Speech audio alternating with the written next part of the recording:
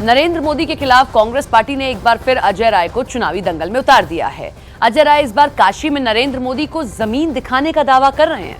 Congress party ने भी वाराणसी के आसपास की सीटों पर दमदार उम्मीदवार उतारकर मोदी की घेरेबंदी की कोशिश की, जबकि नरेंद्र मोदी मिशन 400 पार की तरफ बढ़ रहे हैं। मोदी ने एनडीए को 400 पार पहुंचाने के लिए क्लस्टर प्लान तैयार किया। यही नहीं, नरेंद्र मोदी ने दक्षिण में भी विक्ट्री कार्ड लहराया है। स्पेशल रिपोर्ट में देखिए मोदी को जीत की ट्रिपल गारंटी कैसे मिल गई है।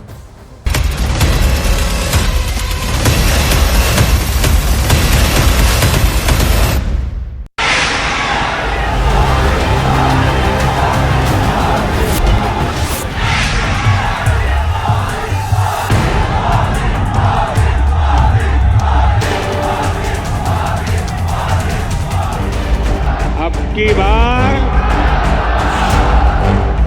एनडीए सरकार 400 पार। पूरा देश कह रहा है अब की बार, खड़गे जी भी कह रहे हैं। होली बाद चढ़ेगा चुनावी रंग। अब हमारी सरकार का तीसरा कार्यकाल भी बहुत दूर नहीं है। बस्तर से शुरू होगा मोदी का चुनावी समर।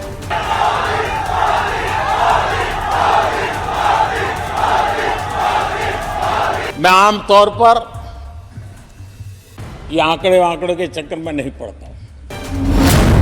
मोदी ने प्रभारियों को बांट दिया क्लस्टर। हमने तीसरे टर्म में भारत को दुनिया की तीसरी बड़ी आर्थिक ताकत बनाने का संकल्प लिया है। मोदी की हैट्रिक तय हो गई।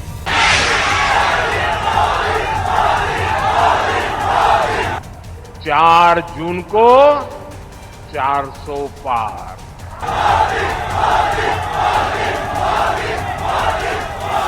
जीत बड़ी, बढ़त बराबर बनी रहे।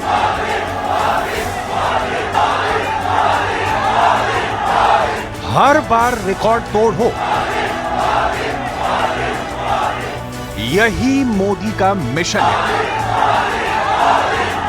इस बार 400 पार। अब की बार एनडीए सरकार 400 पार। इतिहास ही तो बनेगा इस जीत के बाद। नरेंद्र मोदी को कॉन्फिडेंस है इतिहास रचने का।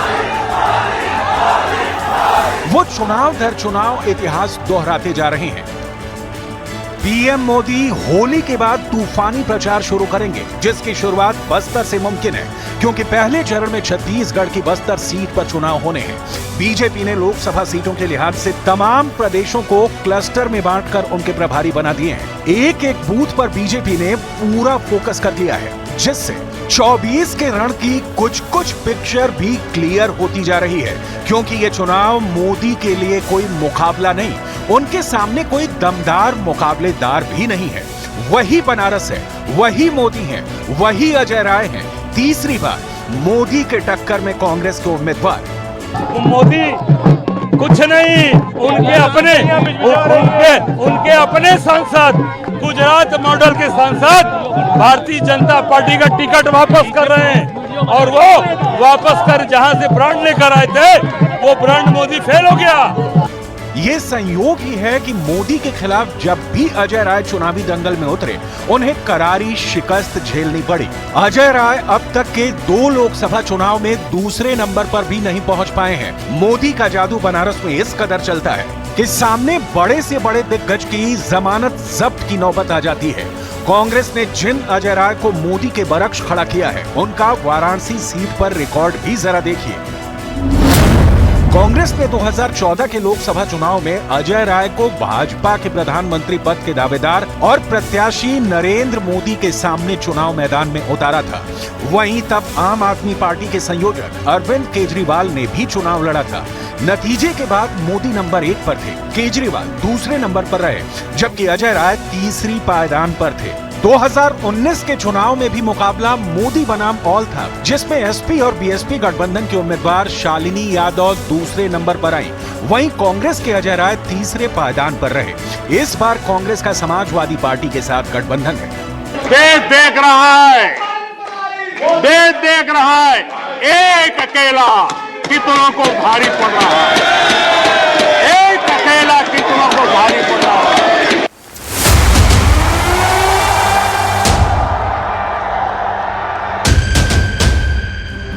काशी में मोदी के सामने कोई नहीं टिकता। गठबंधन किसी का भी हो, उम्मीदवार कोई भी हो, यहाँ तक कि जातीय समीकरण को भी मोदी बनारस में बेमानी साबित कर चुके हैं। जातीय समीकरण की बात करें तो कुर्मी समाज के मतदाताओं की संख्या वाराणसी सीट पर सबसे ज्यादा है। रोहनिया और सेवापुरी में सबसे अधिक कुर्मी समाज के वोटर हैं। इसके अलावा ब्राह्मण और भूमिहार की संख्या भी अच्छी है। आंकड़े बताते हैं कि वाराणसी सीट पर 3 लाख से अधिक गैर यादव ओबीसी, 2 लाख से अधिक कुर्मी मतदाता और करीब 2 लाख ही वैश्य और करीब 1.25 लाख भूमिहार मतदाता हैं। इसके अलावा 1 लाख यादव और 1 लाख के करीब अनुसूचित जाति के मतदाता हैं। देश के लिए जीता हूँ, देश के लिए कुछ करने के लिए निकला हुआ हूँ, और इसलिए ये राजनीतिक खेल खेलने वाले लोग, उनके अंदर वो हौसला नहीं है, वो ढूंढ रहे हैं, बचने का रास्ता खोज रहे हैं।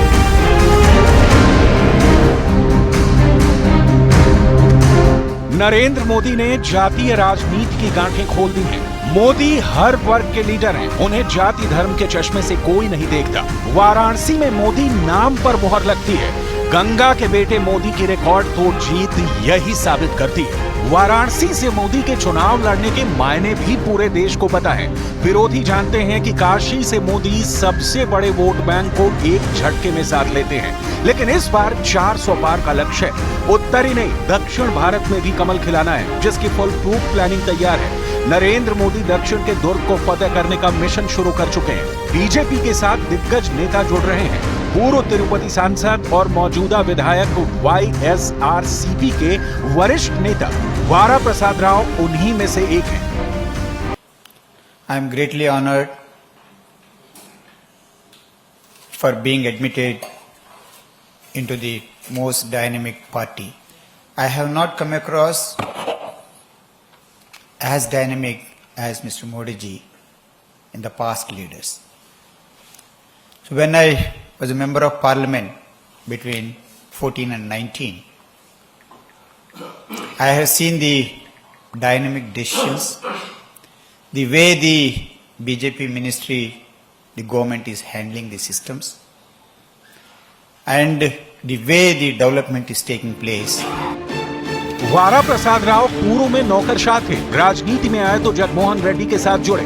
सांसद रहते हुए वारा राव ने जगन की यात्रा की कमान संभाली थी। जगन मोहन रेड्डी से मोह भंग होने के बाद बीजेपी ज्वाइन करने वाले वो पहले बड़े नेता हैं। तिरुपति देवस्थानम क्षेत्र में वारा प्रसाद की अच्छी खासी पकड़ है।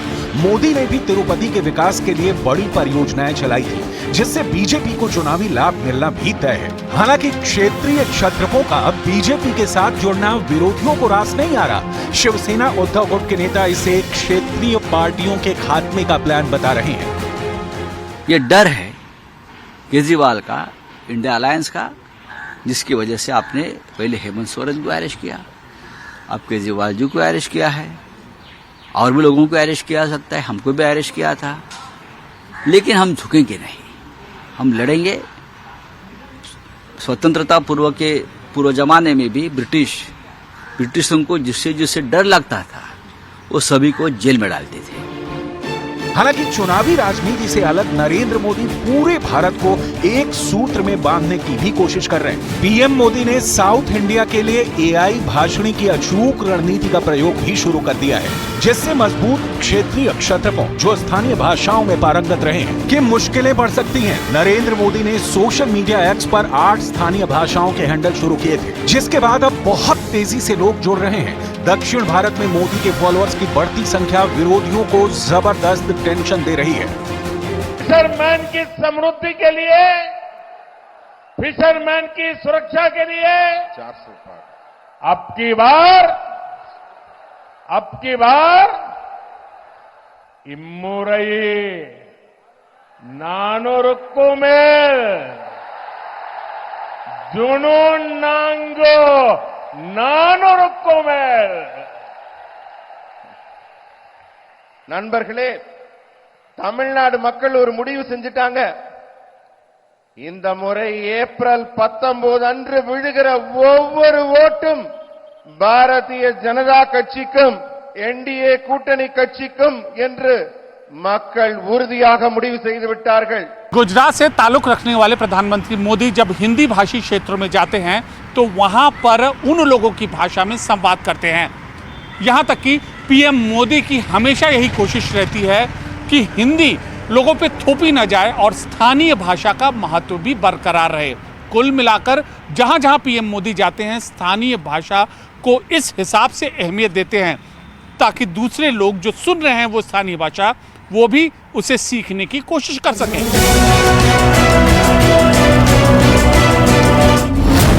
पीएम मोदी ने संयुक्त राष्ट्र के मंच से तमिल भाषा की प्रशंसा कर विश्व की सबसे पुरानी भाषा बताया। इसके अलावा वो जिस प्रदेश और क्षेत्र में जाते हैं वहां की भाषा में एक दो लाइन जरूर बोलने की कोशिश करते हैं ताकि स्थानीय लोग उनसे ज्यादा कनेक्ट हों। मन की बात में भी पीएम मोदी देश की कई क्षेत्रीय भाषाओं को संरक्षित और प्रोत्साहित करने वालों, स्थानीय भाषाओं में डिक्शनरी बनाने वालों की प्रशंसा करते रहे हैं। दक्षिण की संस्कृति को बढ़ावा देने के लिए वो काशी तमिल संगमम और सौराष्ट्र तमिल संगमम जैसे कार्यक्रमों का आयोजन करते हैं। प्रधानमंत्री ने तमिल कवि सुब्रमण्यम भारती के सम्मान में बीएचयू में कुर्सी की घोषणा की। अपने भाषणों में वो तमिल कवि तिरुवल्लूर का दर्जनों बार जिक्र कर चुके हैं। संत तिरुवल्लुवर जी ने कहा था, इंड्रू पौड़ुदिन पेरित उवक्कुम तन मगैने चांड्रोन एनकेट ताय। इसका मतलब है जब एक मां अपनी संतान की प्रशंसा एक विद्वान के रूप में सुनती है तो मां को इतना आनंद होता है, मां इतनी खुश होती है जितना उसके जन्म के समय भी नहीं हुई थी। बीजेपी की तरफ से एआई टूल भाषणी का जोर शोर से प्रचार हो रहा है। भाषणी की मदद से उत्तर और दक्षिण भारत के भाषाई अंतर को पाटने के प्रयास का फायदा मिलना भी तय है। भाषणी कैसे काम करेगा इसे भी जानिए। भाषणी एक एआई आधारित अनुवाद करने का टूल है। ये लोगों को अन्य भारतीय भाषाओं में बोलने से बात करते समय अपनी मूल भाषा में बात करने में सुविधा देती है। इसे एंड्रॉयड और iOS ऐप के जरिए इस्तेमाल किया जा सकता है। गूगल लेंस के जरिए अब लोग आसानी से दूसरी भाषा को अपनी भाषा में ट्रांसलेट कर और समझ सकते हैं। दक्षिण भारत में बीजेपी के विस्तार में बहुत बड़ी चुनौती स्थानीय भाषाएं बनती थी। आर्टिफिशियल इंटेलिजेंस की मदद से पीएम मोदी ने कुछ हद तक इस चुनौती का समाधान ढूंढ लिया है। एआई की मदद से पीएम मोदी रियल टाइम में अपनी फीलिंग के साथ अपनी बातों को रखने लगे हैं। हाल ही में तमिलनाडु की एक रैली में पीएम मोदी ने नरेंद्र मोदी तमिल हैंडल से जुड़ने का आह्वान लोगों से किया था, जिसके 24 घंटे के भीतर फॉलोअर्स की संख्या 3 गुनी से ज्यादा हो गई। बीआरएस और कांग्रेस वो एक दूसरे के लिए चाहे कितनी भी कवर फायर कर लें, इनकी एक एक लूट का हिसाब होता रहेगा। मोदी तेलंगाना के लोगों को गारंटी देता है कि तेलंगाना को लूटने वालों को छोड़ेगा नहीं। ये मोदी की गारंटी है। मोदी लोकप्रिय है, उनकी लोकप्रियता का ग्राफ ऊंचा ही रहता है। देश या दुनिया, मोदी ब्रांड है। राजनीति में इस ब्रांड की काट फिलहाल तो नहीं है, इसलिए भी नरेंद्र मोदी की हैट्रिक के आसार बढ़ते हैं। रही बात काशी की, तो वहां मोदी फिलहाल अजेय नजर आते हैं, क्योंकि विपक्ष के पास मोदी के टक्कर का कोई उम्मीदवार नहीं है।